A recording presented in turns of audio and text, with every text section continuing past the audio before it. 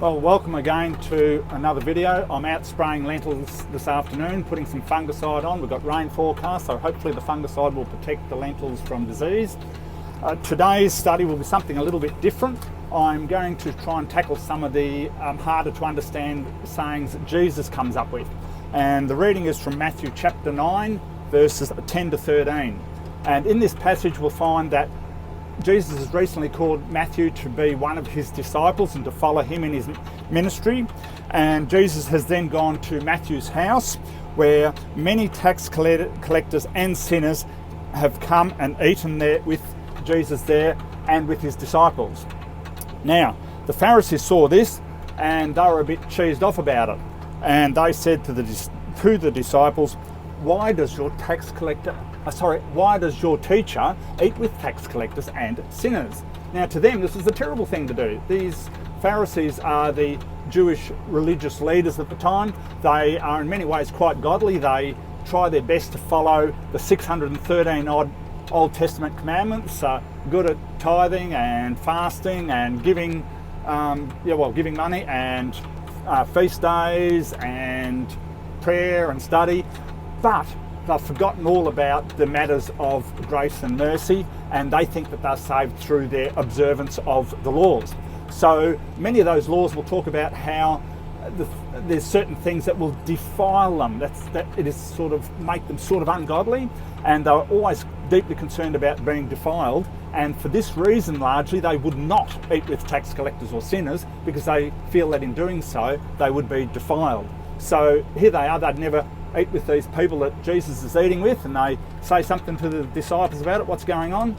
Jesus happens to overhear what they say, and Jesus says, "It is not the healthy who need a doctor, but the sick. Go and learn what this means. I desire mercy, not sacrifice, for I have not come to call the righteous, but sinners." So Jesus refers to himself as a type of doctor, and the doctors can really only treat those who know that they're unhealthy, who know they're sick. The healthy would never go to a doctor. So here's the Pharisees who think they're righteous are not going to come to Jesus. So Jesus is going to the sinners who know their need. He says, "I desire mercy, not sacrifice."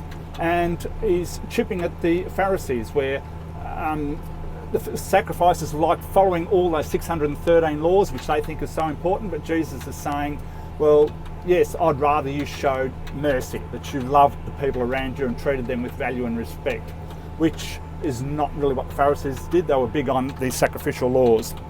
And Jesus then finishes off to say, I've come to call, not to call the righteous, but sinners. So the Pharisees think they're righteous.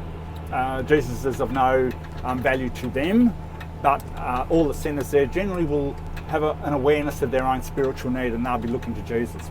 So Jesus is really chipping them and saying that you really need to be meeting the needs of everyday people, not be too much worried about your religious observance. Now, we can be like that, can't we?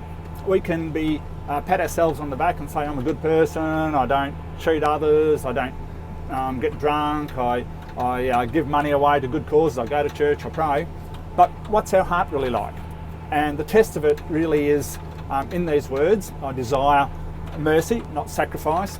And what do we like when we see that outside of that person at a meeting or at the football or at a school ground or wherever, that's a bit of a loner, is a bit of an outcast and rejected by other people? Do we go and speak to them and encourage them and help them to feel a value? Because that's the sort of thing Jesus calls us to do.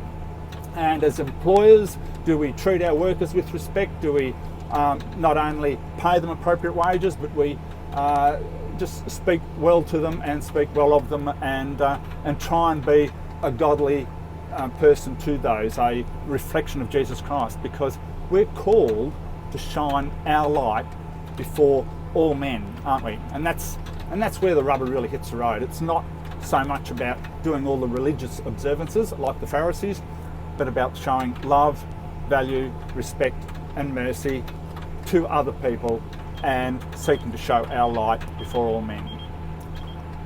See you next time.